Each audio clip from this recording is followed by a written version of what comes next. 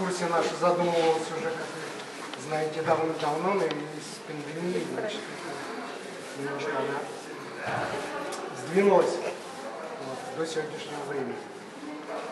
Вот, значит, я сразу хочу предупредить. Дело в том, что театр у нас очень маленький, да? Вот мы такие экскурсии по 20 человек обычно не проводим, потому что узкие коридоры, еще здание старое, 76-го года театр наш в этом здании находится, да? Кроме того, сегодня вдруг неожиданно, ну не совсем неожиданно, но да, репетиция проявилась. Вот, поэтому там будут чисто репетировать, поэтому я буду разговаривать в полголоса, поэтому кто хочет услышать, слушайте внимательно, потому что будет не очень громко. Но мы здесь немножко, сейчас я расскажу просто о театре, потом пойдем на сцену, в цеха сходим, там уже будет все нормально. Вот. Ну, здесь сейчас идет репетиция спектакля «1001 ночь», будет на следующей неделе. Вот спектакль, поставленный позапрошлом году. Вот. Это спектакль сделан художницей из Санкт-Петербурга, Оливки Миторик. Она выходец из нашего театра, поступила в Академию театрального искусства на художника-постановщика и сделала этот спектакль у нас уже. Ну, расскажу немножко о театре. Театр наш в следующем году нашему театру будет 90 лет. Он открылся в 1932 году. Открыла его художница, она сама неуфимка. Вот, она приехала к нам, по-моему, из Кургана. Из Барнаула. Из Барнаула, да. Вот. И зовут ее Мария Логушкина. Вот. Она просто собрала здесь, в городе, вот тоже художников, энтузиастов, и решила создать театр кукол, театр для детей. Вот. И они делали, конечно, первые, самые простые куклы. А самая простая кукла у нас, кто-нибудь знает, как называется? Кукла, которая одевается на руку, это перчаточная кукла, да, или петрушечная кукла. Петрушечная, потому что петрушка это такой популярный старинный персонаж. Петрушечники ходили по ярмаркам, по дворам, показывали небольшие свои представления, критиковали где-то власть, значит, где-то разыгрывали какие-то скетчи, всякие смешные сценки. И вот петрушечники ходили. И вот почему я так показываю, потому что петрушка одевается просто на руку, на пятерню. Здесь у него голова, она либо из дерева, либо из папье-маше, я потом расскажу, что это такое, да? А сюда ручки. Вот он вот так работает. Петрушку мы потом увидим, вы увидите, что это за кукла. Вот. Она делалась из дерева, из обычных тряпочек шилось все это. Вот таких кукол Мария Логушкина со своими художниками стала делать и начали показывать первый спектакль. Первый спектакль вышел в 1932 году по очень известной сказке, которую вы, конечно, знаете, потому что там есть жучка, внучка, бабка, детка. Сказка это называется «Если репка». Ну, потом стали, значит, показываться другие сказки. Во время войны наш театр тоже организовал фронтовую группу, фронтовую бригаду и гастролировал по Карельскому фронту. Вот, у нас сохранились фотографии с этих выступлений. Вот, значит. Но у театра не было своего здания, он базировался на площадке театра оперы и балета.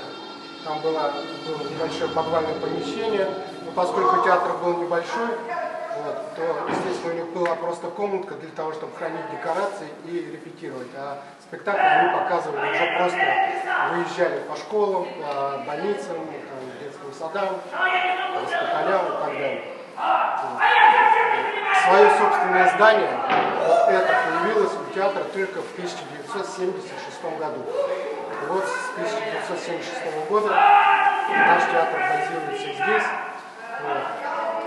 Театр у нас небольшой, у нас, по-моему, 80 человек где-то в театре работает. Вот. И, соответственно, работает по различным специальностям. Естественно, артисты, потому что артист, театр кукол — это самая главная профессия, которая у нас здесь существует. Вот. Здесь у нас есть режиссер, естественно, у нас, поскольку театр — это маленький завод, скажем так, да, здесь есть и бухгалтерия, администрация, ну, естественно, художественные цеха, столярный цех, конструкторский цех, бутафорский, костюмерный, пошивочный цех. Значит, вот такие специальности у нас здесь востребованы. Конечно, все люди, которые работают, они с какой-то творческой жилкой, потому что работа у нас творческая, нам приходится постоянно что-то придумывать. Артисты репетируют, художники придумывают, бутафоры, соответственно, тоже свою лепту вносят в творческий процесс. Вот я немножко о театре вам рассказал. Пойдемте сейчас, поскольку мы через репетицию не пойдем, мы сейчас пойдем через сцену, мы посмотрим, что там есть кухня, декорации, я вам расскажу о сцене театральной. Да? Все увидим, да? Наверное, вам должно быть интересно, что здесь и как здесь. Ну вот это. Это театральная сцена, то, на чем мы находимся, да? Вот, я вам расскажу, что вот это называется зеркало сцены. Вот. Как раз это вот та рамка, которая, внутри которой происходит действие. Вот. Здесь сейчас на сцене декорации спектакля «Три поросенка». У нас недавно была премьера, буквально на прошлой неделе. Вот. Вот это ширма этого спектакля. Это вот называется кулисы. Там называется задник. Это называется падуга. Вот. Вот это впереди называется рампа. Вот. Я просто вам рассказываю, чтобы все-таки вы, люди, причастные к искусству, и такие вещи художникам тем более надо знать, потому что, кто знает, может быть, кто-то из вас будет работать в театре. Да, и не обязательно в театре кукол, и в драматическом театре, и в музыкальном, в любом. То есть вот сцена — это та основа, на которой создается театральное действие. Вот. Ну, пошлите, пойдем дальше, да? Вот сюда проходите, здесь поближе. Ну вот мы находимся там, где ни один зритель никогда не бывает, потому что в театре кукол все действие происходит в основном за ширмой. И артистов мы, естественно, не видим. А артисты здесь работают куклами. Ну вот «Три поросенка» самый простой, самая, в общем-то, простая система кукол. Здесь ничего особенного нет. Просто голова, туловище сделано из поролона, голова сделана из папье-маше. Что такое папье-маше, знаете? Вот поролон, там ручечка.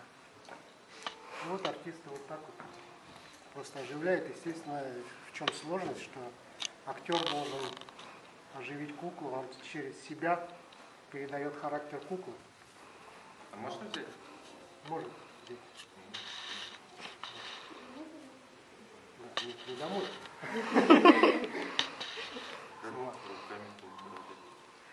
Эта кукла руками не управляется, это кукла как бы она сама игралка. То есть вот в чем сложность заключается, да, то есть ему передать характер этого поросенка, но у него фактически вот никаких выразительных средств нету, кроме того, что он может головой вращать, вот как-то тут бегать, да, и актер создает характер вот за счет каких-то движений, за счет голоса своего, интонаций. Вот. Это вот самая простая кукла, самоигралочка. Да? Это маска актера. Вот это уже другая. Это кукла О, прямо под мой пиджачок. Вот это тростевая кукла. Почему она называется тростевая? Что артист, чтобы управлять ей, вот управляет руками, у него есть трость. Еще она называется гапитно-тростевая. Гапит – это вот внутри куклы механизм, с помощью которого артист управляет головой.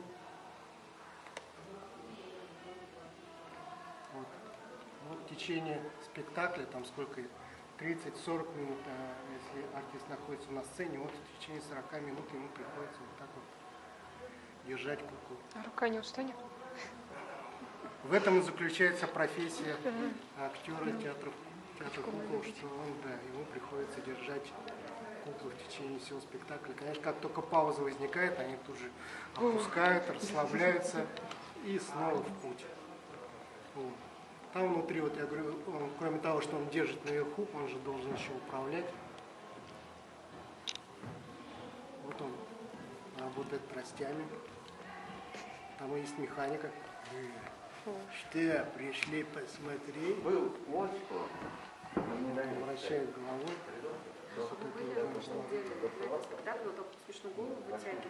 Это другая кукла. Кстати, вот я сейчас покажу. Вот там внутри машинка, называется гапит. Я вам покажу потом, как она выглядит. Можно ее посмотреть? А для того, чтобы он выпрыгнул в голову, сделана еще одна кукла, соответственно. И в зависимости от того, какие выполняются действия. Я сейчас сдую ваш домик!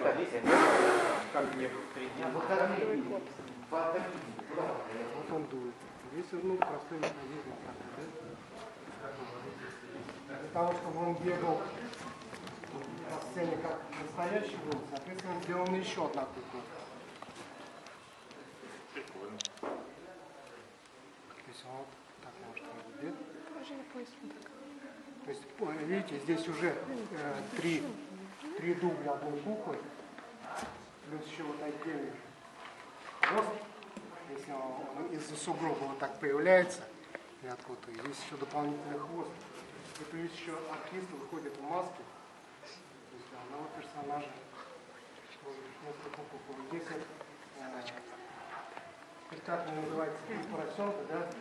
А синие, посмотрите, сколько персонажей, да? Потому что здесь вот, уже сделаны два дубля, потому что он появляется с этой стороны. Это одна кукла, видите, да, потому что он в красном. Вот в зеленом два, в желтом два. Еще плюс дополнительно есть на высоких палочках над ними. Вот еще висячая кнопка. На каждую сцену художник с режиссером придумывает, что будет происходить на данный кусок, данную мизансцену, как говорится, да? Вот. И он, соответственно, для этого делаются специальные, могут делаться дубли, могут делаться специально отдельные. Вот здесь он появился с этой стороны, да? Спрятался, и в ту же секунду кукла может появиться с другой стороны сцены. И так создается вот такое хаотичные, быстрые очень движения, переходя с одной куклы на другую. Ну вот, как видите, здесь, чтобы сделать куклу эту, нужно что уметь? Нужно уметь лепить. Потому что делается, вот эта все заготовка делается сначала, лепится из пластилина или из глины. Вот. То же самое, если вы будете делать, как вы говорите, авторские куклы, в любом случае вам надо решить, из чего вы будете их делать. Вот. Либо вы их делать будете из глины, там из керамики, из фарфора, либо вы будете делать их из папье-маше. Когда вы решите, значит, вам обязательно в любом случае нужна практика по лепке. Вот. Из чего бы вы не лепили, либо вы из глины лепите, либо вы лепите из пластилина. Вот эти куклы мы делаем как? У нас есть два способа. Я называю детсадовский способ, да, которую вы делали, из пластилина лепится, и потом сверху налепляется папье-маше. У нас, естественно, делается не так. У нас профессиональный подход. То есть мы сначала лепим из глины, из пластилина, потом голова разрезается и делаются гипсовые отливки. Вот. Для чего это делается? А для того, чтобы мы создали, вот опять же, вот несколько вот таких дублей. Потому что вот в одну форму мы можем вылепить и 3, и 4, и 5 одинаковых абсолютно форм, и будет абсолютно одинаковый круг в одной форме. Соответственно, после этого нужно уметь лепить папье-маше. Папье-маше знаете, как делать, да? Варите надо бумагу, газету, крафт, ткань. Вот. Соответственно, клейстер, самый простой из муки и клея. Лепится в форму, все это соединяется, склеивается, и получается главное из папье-маше. Дальше у нас наши бутафоры вот обклеивают вот это флис.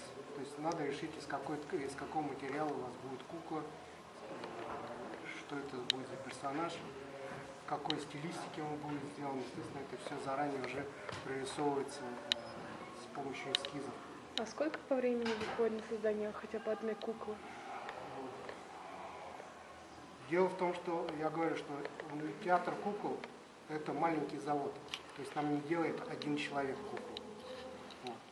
Потому что прежде чем сделать вот эту куклу, соответственно, художник сначала нарисовал эскизы, сделал технический чертеж.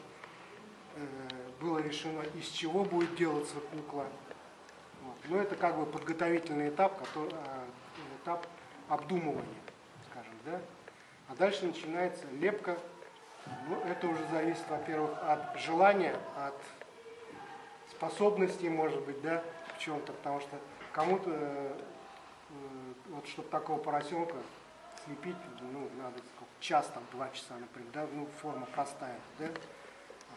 Кому-то надо больше времени, там, не зависит от того, какой сложности кукла будет. Вот. После этого нужно, соответственно, сделать будет отливку гипсовую. Еще день уходит там. Плюс папье-маше. Папье-маше должно хорошо просохнуть, его собрать. То есть, чтобы сделать вот, одну только голову, скажем, да, ну, где-то около недели может уйти. Вот.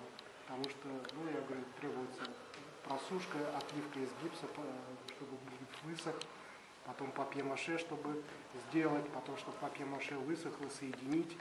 Вот. И дальше уже вот вопрос, я говорю, это такой вопрос ну, способностей, возможностей. То есть я думаю, что куклу за неделю, конечно, не сделаешь, но за месяц, если мы говорим про, скажем, авторскую куклу, ну, я думаю, что за месяц ее можно сделать, может быть, даже и поменьше. Но у нас дело в том, что я говорю, что работа разделяется, такая небольшая конвейерная работа, потому что пока делается папье-маше, конструктор делает механику куклы. С механикой есть, да?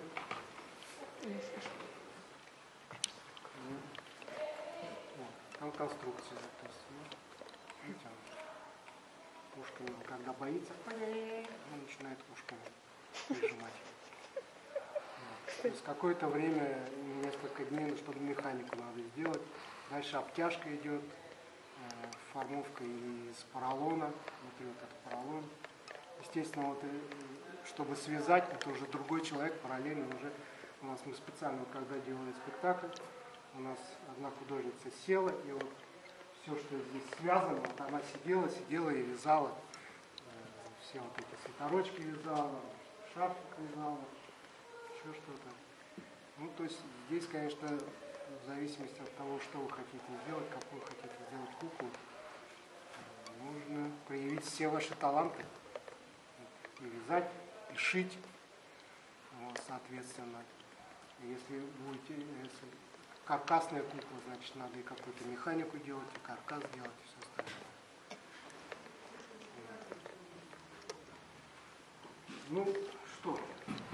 Да. Какие-то вопросы есть у вас еще? Еще? Нет? Ну пошлите, мы сейчас пройдемся по цехам, просто покажу, как у нас это самое.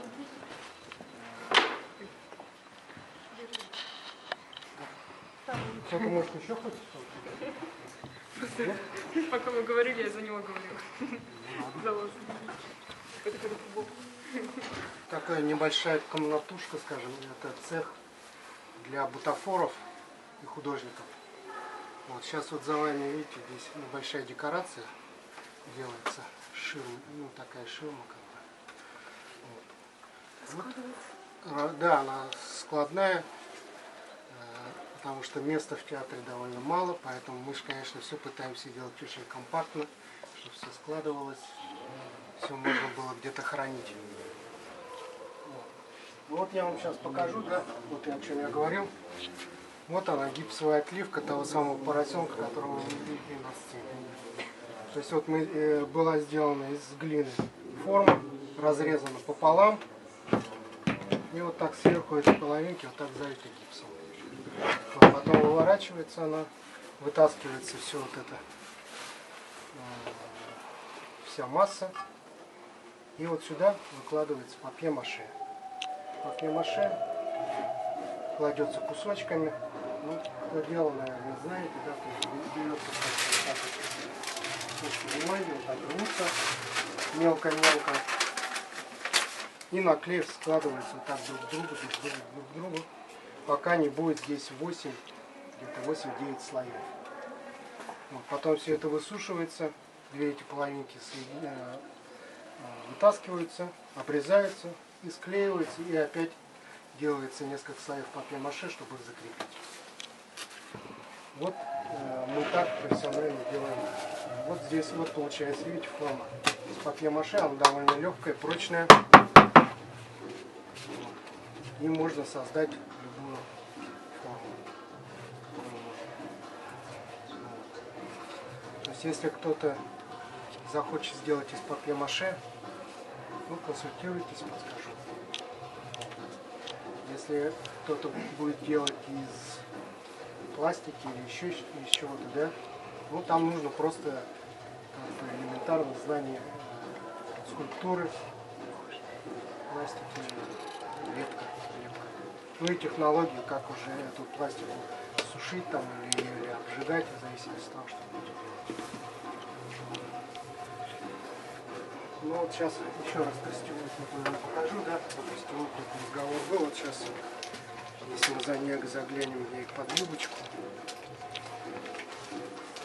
Вот видите, вот эта система, это называется гапит. Вот артист вот так вот работает. То есть здесь он держит, и вот рукой, вот этими пальцами зажимает, а этой рукой вот он работает, поворачивает головой, пускает, и здесь механика, дюймовочка, скипетр, дюймовочка, то есть у нее механика еще есть, она классно работает. Вот такая система, да?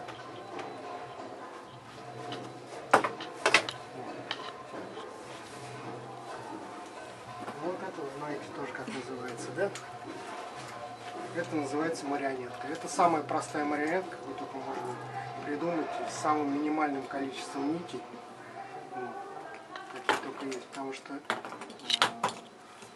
нити может до десятка доходить в марионетке. Потому что каждое движение у марионетки, оно должно быть продумано заранее. И заранее на каждое движение подвязывается своя ниточка. Это самая простая, вот у меня только ходят ноги.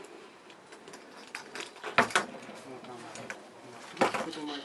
У нее даже здесь голова, видите, она как бы не зафиксирована, просто сама по себе болтается. А вообще, чтобы головой управлять, соответственно, здесь тоже должно быть 4 нитки, чтобы она могла ее поворачивать или еще что-то делать.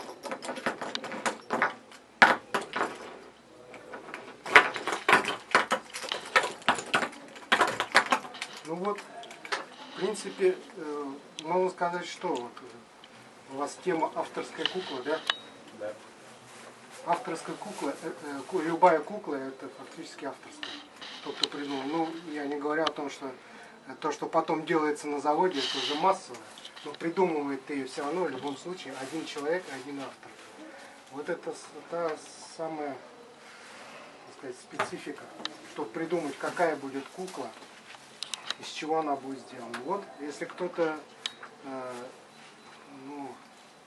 специализируется, например, по дереву, да, пожалуйста, можно сделать авторскую куклу деревянную, например, да, если кто-то умеет резать по дереву. Вот. Можно сделать из папье-маше. Мы делаем куклы с самых различных материалов. Фактически все, что появляется, ну, скажем так, на строительном рынке, мы стараемся использовать. Потому что вот видите, у нас вот лежит пенопласт вот этот строительный, да, из него мы режем ручки, ножки режем, потом делаем сверху папье-маше, из дерева режем, используем вот все, что здесь видите, вот пенку вот такую используем, коврики. А у вас можно все, куклу что купить? Купить? Да. Нет, у нас не продается. Ну, конечно, нет. Но то я говорю, так что у нас авторские куклы, они делаются на спектакле. Вот, на конкретный спектакль делаются. У вас лишние какие-нибудь есть? Ну, лишних кукол не бывает. А кто-то хочет автоматом получить, да, Да. сразу? Да. Это не забывайте, я говорю, что это все-таки театр, это завод, и здесь существует, это не кустарная мастерская. Вот. Здесь на каждое, соответственно, придете на какое-то предприятие, куда-то на работе, существуют тех задания, которые делаются, и, соответственно, они должны выполняться, и они имеют потом какую-то подотчетность обязательно. То есть каждая кукла у нас записывается подотчетно, что из чего сделано. Мы собираем отчеты, делаем.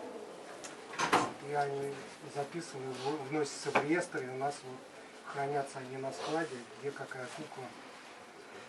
Все это учтено. Ну что, ребята, еще какие-то вопросы есть? По специфике, может быть, что-то? 50 тысяч. 50 тысяч чего? Кукол? Деревянный такой. Смотря как. Такой что можно делать. Нет, ребята. Вы, если вы занимаетесь этой профессией, вы должны ее освоить в любом случае. Вот. Если у вас есть такая специальность, и, ну, скажем так, такое направление, это... Дело в том, что сделать куклу, это же вот не просто, я понимаю, что и люди приходят в театр к нам, да, и говорят, ну вот, а вы где кукол покупаете, чтобы делать спектакль, да, вот такие, как бы, часто дилетантские вопросы задают, но куклы не покупают, это все-таки, несмотря на... В магазине покупают, но для спектакля куклы не покупают, их делают. Вот, я говорю, это такой несколько дилетантский подход, потому что мы профессионалы, и мы профессионально относимся к своей работе. Вот. Любим ее. Соответственно, стараемся делать ее на все 100%.